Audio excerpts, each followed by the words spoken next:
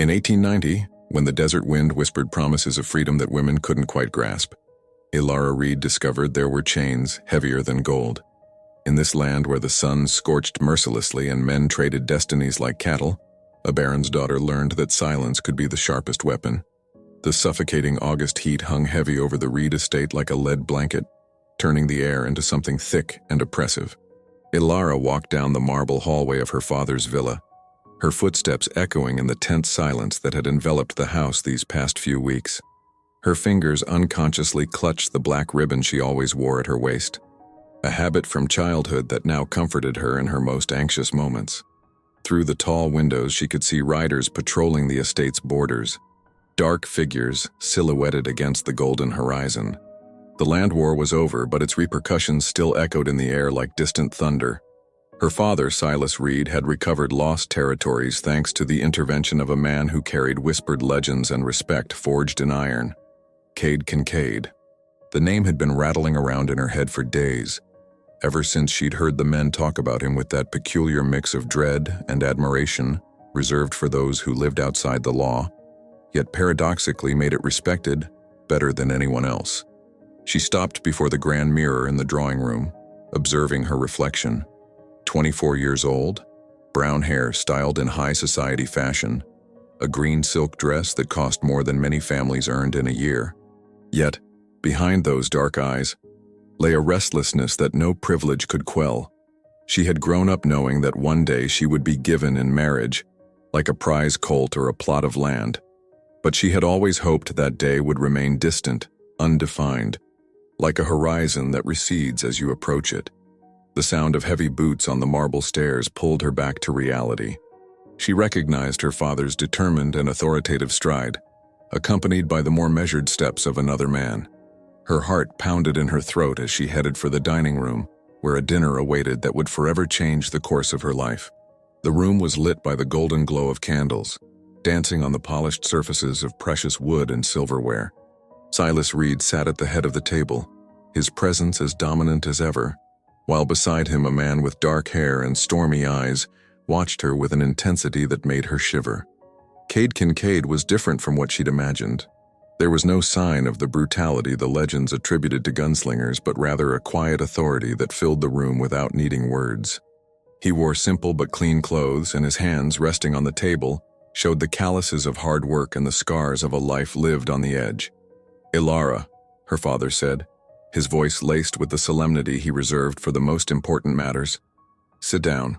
We need to talk." Ilara took her seat at the table with the grace she'd been taught since childhood, but her hands trembled slightly as she unfolded the napkin onto her lap. The evening heat seemed to intensify in the dining room, even though the windows were open to let in the night breeze, which carried the dry scent of sage and dust. Cade Kincaid didn't look away from her as she sat down, but in his eyes there was none of the greed she'd seen in other men when they watched her. There was something different, a kind of respectful assessment, as if he was trying to understand who she truly was behind the facade of high society. "Mr. Kincaid," Silas began, pouring whiskey into crystal glasses, "I want to thank you once again for what you've done for our family. Those men were about to destroy generations of work, and you stopped them when no one thought it was possible." Cade nodded briefly, his fingers closing around the glass, but he didn't raise it to his lips. "I just did what needed doing, Mr. Reed. Nothing more." His voice was deep, controlled, with a slight accent that betrayed origins humbler than the society he now frequented. Ilara noticed he spoke little, as if each word was weighed before being uttered. "A debt like this," her father continued, his tone growing more solemn, "can't be settled with money. It requires something deeper, more lasting. A bond to unite our families permanently." Ilara felt her breath catch. She knew where this was going, but a part of her still hoped she was wrong. Her fingers instinctively found the black ribbon at her waist, clutching it like a talisman. Silas stood, his glass raised in a toast that sounded more like a proclamation. "Mr. Kincaid, a blood debt isn't something you can just pay off with coins. It demands lasting trust. My daughter Ilara will be your wife, not out of obligation, but out of honor." The silence that followed was deafening. Ilara felt the world stop spinning around her. The evening heat became suffocating, and for a moment she thought she couldn't breathe. She wasn't consulted. Her opinion wasn't asked. She had simply been assigned, like a prize, like a seal on a contract she had never signed. Cade slowly set the glass down on the table, the clink of crystal against wood echoing in the room like a hammer blow. His eyes settled on Alara, and for the first time that evening she saw something like conflict in his expression. "Mr. Reed," he finally said, his voice still calm, but with a different shade to it, "I appreciate the honor you're offering, but this decision also concerns your daughter. Shouldn't she have a say?" Silas let out a dry, humorless laugh. "Reed women know their duty, Mr. Kincaid. Alara understands the importance of this moment."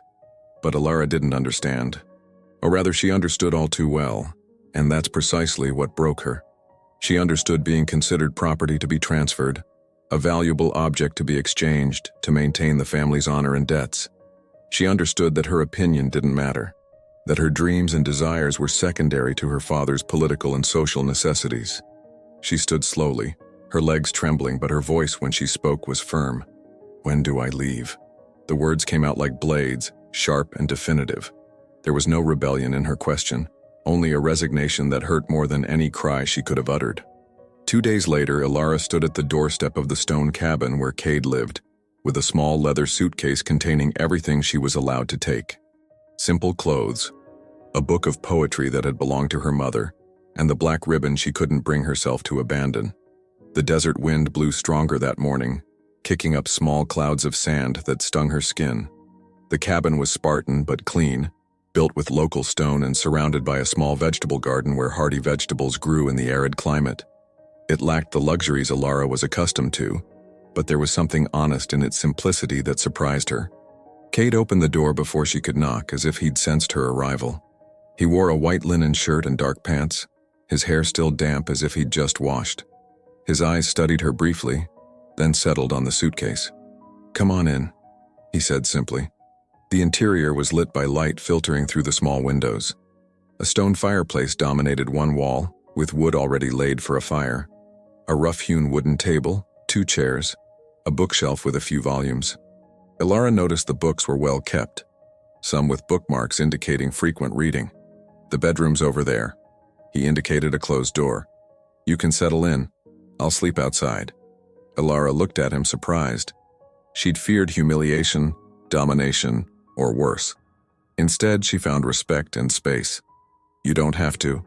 "Yes, I do," he gently interrupted. "You didn't choose to be here. The least I can do is not make things harder for you." In the days that followed, Alara discovered an unexpected routine. Cade rose before dawn to tend to the animals in the small plot of land.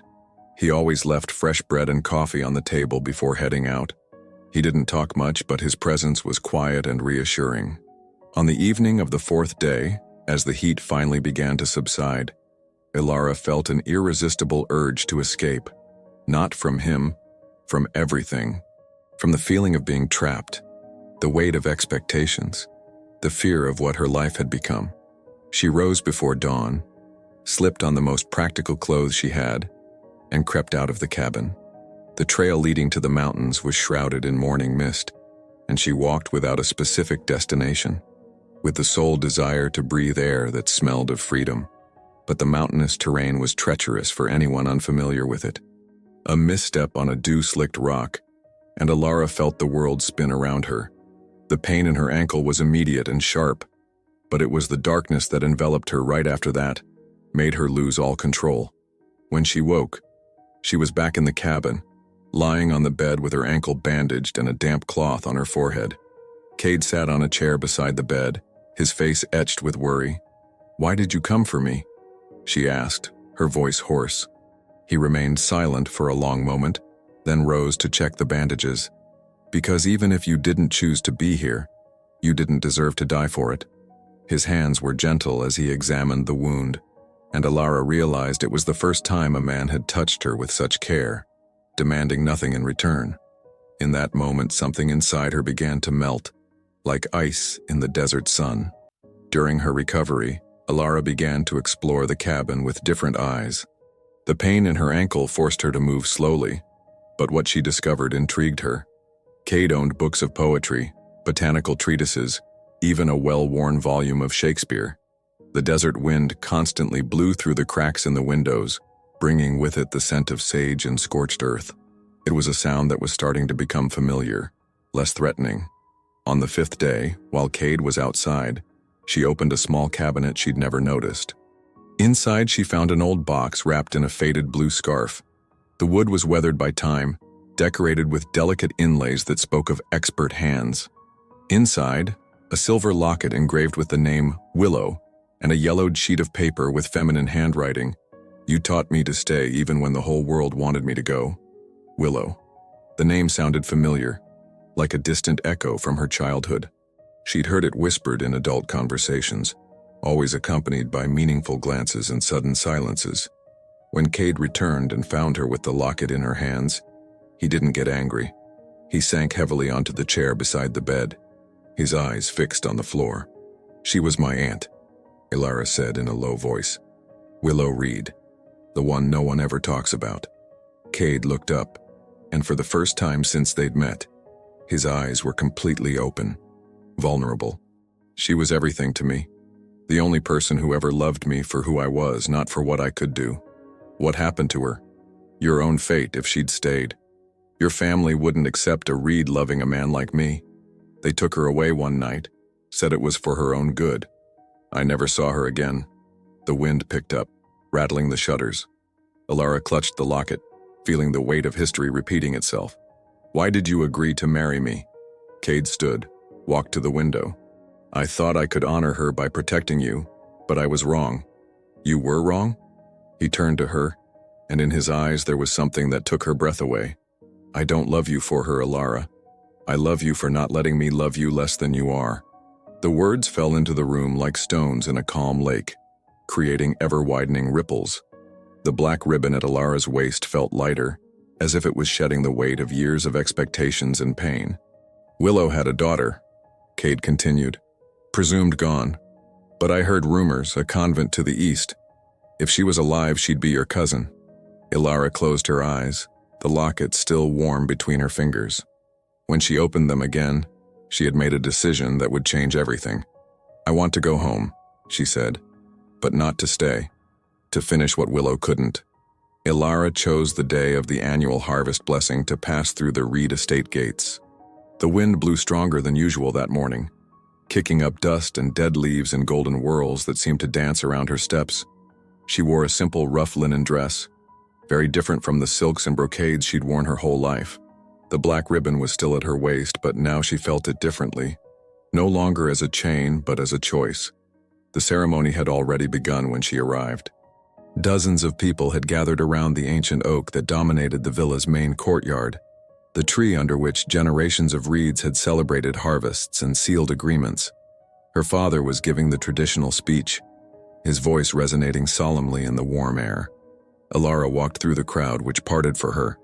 Murmurs followed her like waves, but she didn't look back. Her eyes were fixed on the tree, on her father, on the future she had decided to claim. "Father," she said when she was close enough, her voice clear and firm. Silas Reed broke off mid-sentence, his face hardening as he saw her. "Ilara, I thought you were with your husband." "I'm here to reclaim something that belongs to me," she replied, ignoring the growing murmur of the crowd. She knelt at the foot of the oak, her hands digging into the dry earth. The black ribbon slipped from her waist as she bent down, and she picked it up delicately, as if it were made of crystal. "You buried Willow in silence," she said, her voice rising so everyone could hear. "And you tried to do the same with me. Today I'm giving back the Reed name, and with it, the shame you left me to carry." She buried the ribbon among the tree's roots, pushing earth over it with her bare hands. It was a symbolic gesture, but in that moment, it felt like the most important action of her life. She stood, her hands dirty with earth, and looked her father in the eyes. "I am no longer your daughter. I am myself." The crowd was silent. Silas Reed's face was red with anger, but before he could speak, Ilara had already turned and was walking toward the gates. Cade waited for her in the dusty road, not as a savior, but as someone who had chosen to stay. When she reached him, he said nothing, but he took her dirt-stained hand and squeezed it tight. "Where are we going?" she asked. "Wherever you want to go," he replied. The wind blew harder, carrying away the last dry leaves of summer. When she turned for one last look at the villa, Ilara saw that someone had picked up the black ribbon from the earth and was holding it, looking at her with eyes full of understanding. It was one of the younger serving girls, a girl who had always worked in silence. Now, she held the ribbon like a treasure, and Ilara understood that her gesture had planted seeds that would grow long after she was gone. The refuge came to life a week later, in the old stone cabin that now seemed too small to contain the dreams Ilara and Cade were building together. They called it Shelterland, because there, everything was made new, with earth, water, patience, and fire. The desert wind had brought the first guest even before they officially decided to open their doors. She was a woman in her 50s, her face weathered by the sun and her eyes dulled by resignation. Her name was Martha, and she had been widowed after her husband died in a brawl. The deceased's relatives had driven her from her home, claiming she brought bad luck. "I have nowhere to go," she had said simply, standing on the doorstep with a worn bag in her hand. Ilara had let her in without hesitation, and that night they had shared bread and planned how to transform the cabin into something bigger. Cade had started building a new room the next day, his hands expert at shaping stone and wood. Soon, others arrived. A young pregnant girl driven from her home by her family, a widow with 3 young children, women who had defied social conventions and were paying the price. Each brought with them a story of pain, but also a spark of hope that Ilara knew how to recognize. The refuge grew every week. New rooms, a bigger vegetable garden, a small bread oven. The women worked together, each contributing with her own skills. Martha knew how to sew. Another knew medicinal herbs. A third was good with animals. But it was Sadie's arrival that truly changed everything. She was young, perhaps 20, with bright eyes and a rebellious spirit that didn't take to the quiet of the refuge. She had arrived by night, fleeing an arranged marriage with a man who had already beaten her during the engagement. "I don't want to hide," she had said on her first morning while the other women prepared the bread. "I want to fight." Ilara, now matured by pain and self-discovery, didn't react with authority. She gave Sadie space, let her speak, let her disrupt the peaceful routines they had established. "You think fleeing is enough?" Sadie continued during an evening meeting. "But out there they keep hurting other women. We should teach them to defend themselves, not just to hide." Some women nodded, others shook their heads. Ilara felt the tension grow in the room, but instead of stifling it, she let it breathe. "Do what feels right to you," she told Sadie. "But remember that each of us has her own way of being strong." Sadie started a small group for self-defense and education.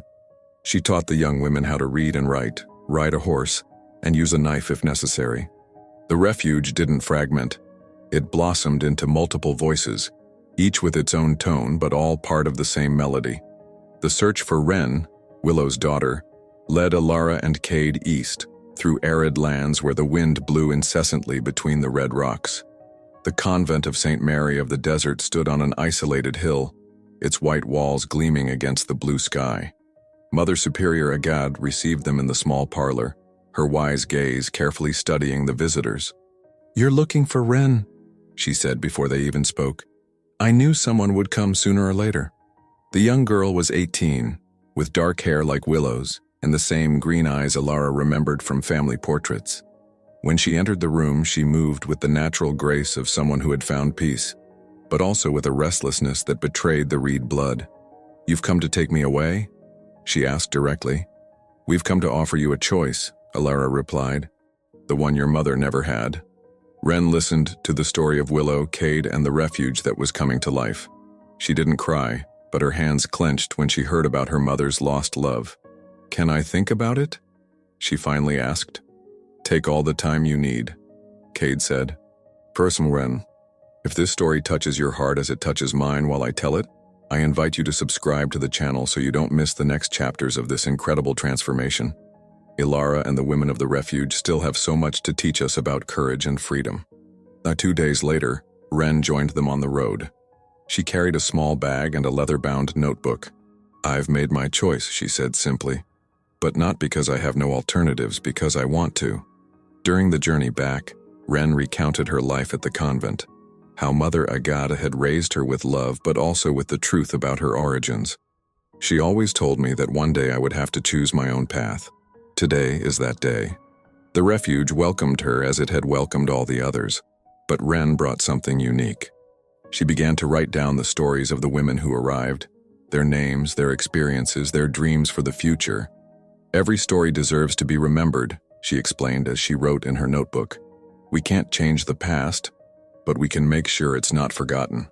The notebook quickly grew into a bigger book, then 2, then 3. The women would sit by the fire in the evenings and tell Ren their stories, who listened attentively and wrote with a steady hand. What should we call it? Martha asked one evening, gesturing to the notebooks that grew thicker each day. Ren smiled, the same smile Elara had seen in Willow's portraits.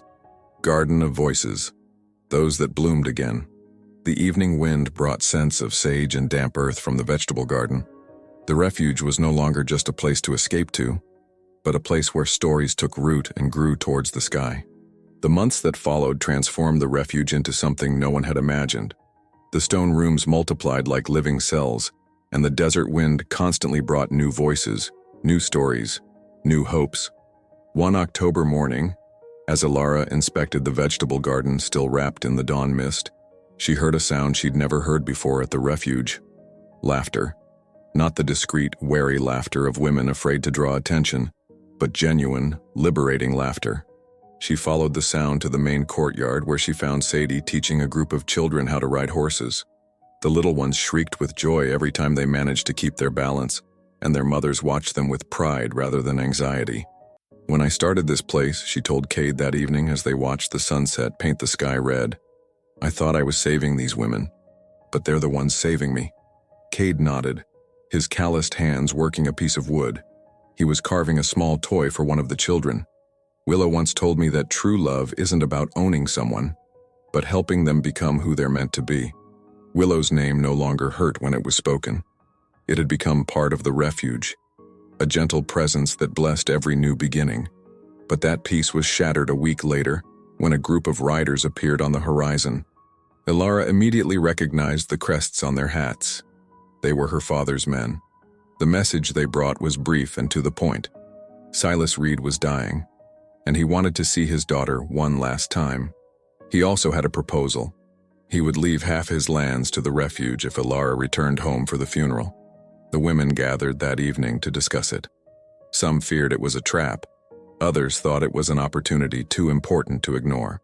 You don't have to go if you don't want to, Martha said, her voice full of maternal concern. But if I don't go, Elara replied, I'll never know if I could have helped other women like us. Ren looked up from her notebook. What would your mother have done? Elara smiled sadly. Her mother had died when she was still a child, but she remembered her kindness, the way she cared for sick serving girls, how she silently defied social conventions in her small world. She would have gone, she finally said, but not alone. The night wind blew harder, making the candle flames flicker. When she rose the next morning, Elara found all the women of the refuge ready to go with her. None had spoken, none had planned, but all had made the same choice. If we're going, Sadie said, adjusting the saddles on the horses, we're going together, like a family. The refuge's procession passed through the Reed estate gates at sunset, just as Elara had done months before. But this time, she wasn't alone. 12 women and 6 children followed her, their faces serious but determined. The wind blew gently through their unbound hair and simple clothes, so different from the silks and corsets of high society. The villa seemed smaller than she remembered, as if it had shrunk with time and pain. The servants watched them with curiosity as they crossed the main courtyard, heading towards the rooms Elara knew so well. Silas Reed was in bed, pale and consumed by illness, but his eyes still held the pride that had always characterized the family. When he saw Elara enter, accompanied by all these women, his expression shifted from surprise to understanding. I came, Elara said simply, sitting on the chair beside the bed. Not alone, I see, he murmured, his gaze falling on each face present in the room. I don't do anything alone anymore. Silas closed his eyes for a moment, then reopened them and looked directly at his daughter. I was wrong, he said, his voice barely a whisper. With you, with Willow, with all the women in this family, I thought I was protecting you by controlling you. Wren stepped forward, her notebook clutched to her chest. I was Willow's daughter, she said softly. Silas's eyes filled with tears. You have her eyes. And her courage, I suppose, if you're here. That night, while Silas slept, the women of the refuge explored the grand villa, not with the intention of claiming it for themselves, but to understand what the space truly meant. Martha studied the big kitchen, imagining how many meals could have been prepared for those who needed them. Sadie looked at the stables, thinking of all the horses that could have been raised. What will we do with it if it becomes ours? One of the younger women asked. Alara looked through the window of her old room, towards the oak where she had buried the black ribbon. At the foot of the tree, someone had planted wildflowers. We won't make it ours, she finally said. We'll give it to everyone. The next morning, Silas summoned his lawyer. With a trembling hand, he signed the documents that transferred half of the Reed estate lands to an organization that would be named the Willow Foundation, to be collectively administered by the women of the refuge. There's one condition, he said, as he handed the papers to Ilara. The main villa must remain open, for any woman who needs it. He died that evening, as the wind rustled the oak leaves outside the window. His last words were for Ilara. Now, you are truly free. The months following Silas's death transformed the Reed estate into something completely new. The main villa became the heart of a network that stretched far beyond the borders of the inherited lands. The wind that once brought only dust and solitude now carried letters, news, and stories of hope from all over the territory. Martha had transformed the kitchens into a culinary training center, teaching young women not only how to cook, but how to manage small businesses.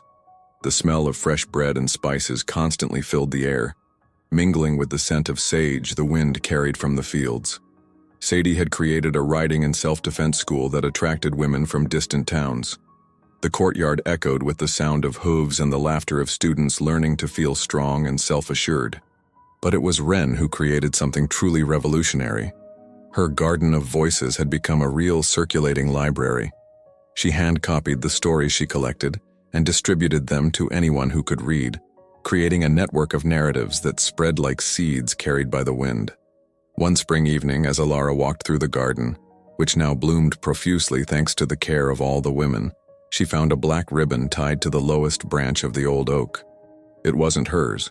That one was still buried among the roots, but a new, fresh one, gently fluttering in the breeze.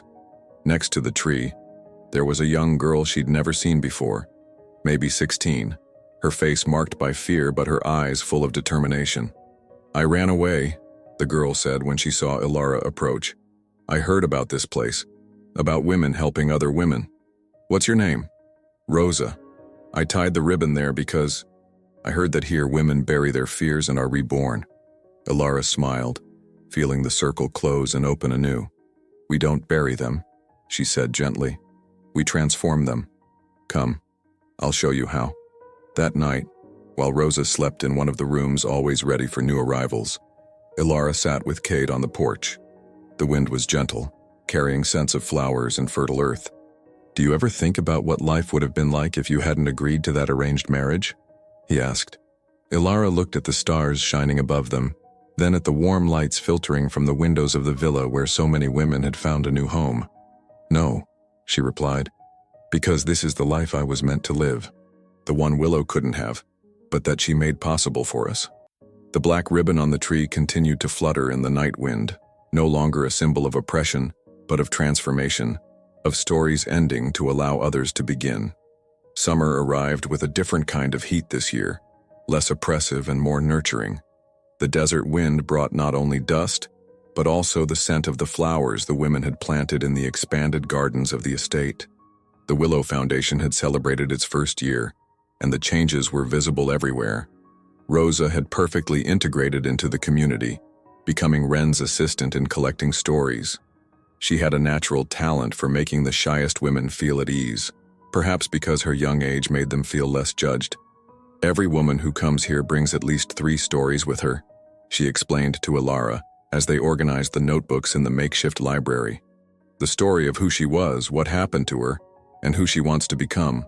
But it was during an evening meeting that everything changed again. Martha, now recognized as the best cook in the territory, had received a proposal no one expected to hear. The territorial governor asked me to open a culinary school in the capital, she announced, her cheeks flushed with excitement and embarrassment. He says women need to learn trades that can support them financially. The silence that followed wasn't disapproval, but pride. Everyone knew Martha had found her calling. Will you go? Ilara asked. Only if I can bring what I've learned here. The methods, the philosophy, everything you've taught me about the dignity of work. Sadie stood, her combative spirit now tempered by wisdom. Then we need to prepare other women to take your place here. And we need to make sure that wherever you go, some of us will continue what we've built. That night, under the stars that shone brighter than usual, the women of the refuge made a decision that would change everything. They wouldn't just stay in one place, no matter how beautiful. They would expand, creating a network of refuges, schools, and support centers across the entire territory. Wren drew the first map of what they called the Wind Network, because like the wind that carried seeds everywhere, they would bring hope and possibilities to every corner of the land. Every place will have its own personality, she explained, drawing lines between the towns. But all will share the same principles: dignity, choice, and sisterhood. Ilara looked at the map, seeing not just towns and roads but endless possibilities. The black ribbon she had buried under the oak had truly ceased to exist as a symbol of oppression. Now every ribbon she saw fluttering in the wind represented a connection, a bond between women who supported each other. The plan would take years to fully realize, but that evening, each of them knew they were part of something bigger than themselves, something that would outlive them all. 2 years after the day she had buried the black ribbon, the Wind Network stretched across 6 cities and 13 small rural centers. The wind blowing through the desert now brought letters, news, and sometimes entire caravans of women who traveled from one refuge to another, sharing skills and stories. Ilara was in the office they had created in her father's old library, surrounded by maps filled with colorful pins that marked each new network center. Each pin represented changed lives, realized dreams, women who had found the strength to choose their own destiny. One autumn morning, as she checked the correspondence that had arrived with the last messenger, she found a letter that made her smile.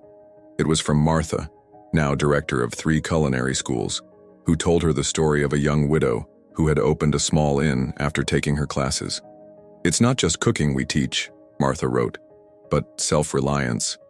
Every time a woman lights a fire under a pot with her own hands, she declares to the world that she can provide for herself. But the letter that moved her most arrived that evening. It was written in uncertain handwriting, clearly that of someone who had recently learned to write. "Dear Madam Ilara," it began, "you might not remember me, but I'm the serving girl who picked up your black ribbon from the ground 2 years ago. My name is Emma. That day I understood that I too could choose. Now I run a small sewing workshop in the capital, and I've opened my home to 3 young girls who had nowhere to go. I've hung a black ribbon on the door, so they know that here, they can start over." Ilara closed her eyes, feeling the sweet weight of gratitude. The evening wind drifted in through the open window, bringing with it the scent of flowers now growing in every corner of the estate. Cade entered silently, as he always did, and placed a hand on her shoulder. "Good news?" "The best," she replied, showing him Emma's letter. "You know what this means? That you didn't just save women. You taught them how to save others." That evening, during the weekly meeting, now held with women connected from all over the territory via a messenger system, Wren shared a discovery she had made while digging through family archives. "The Garden of Voices has become something bigger than a book," she said, showing a bound packet of papers. "It's become the first handbook for female self-determination. It will be distributed free of charge throughout the territory." On the wall behind her, the mural they had painted years ago now showed the faces of hundreds of women who had passed through the network. Below it, the words they had written together: "Where there was no room, we created ground." That evening, Ilara and Cade sat on the porch, watching the sunset paint the sky orange and pink. The wind blew gently through her hair, now silvered but still strong. "Any regrets?" he asked. Ilara looked at the garden stretching before them, filled with women laughing, children playing, and endless possibilities growing like wildflowers. "Just one," she said. "That willow couldn't see all this." The wind picked up for a moment, making the flowers dance and bringing with it the scent of hope and freedom. And Ilara smiled, because she knew Willow saw everything, through every life they had touched, every dream they had made possible. In the center of the garden, the nameless plant Wren had called Ilara's garden had grown into a small tree, its roots deep and its branches reaching for the sky. If this story of transformation and courage moved you as it moved me, I invite you to subscribe to the channel, like this video, and write in the comments where you're listening from. Every voice that joins our network is a seed of hope that can grow anywhere.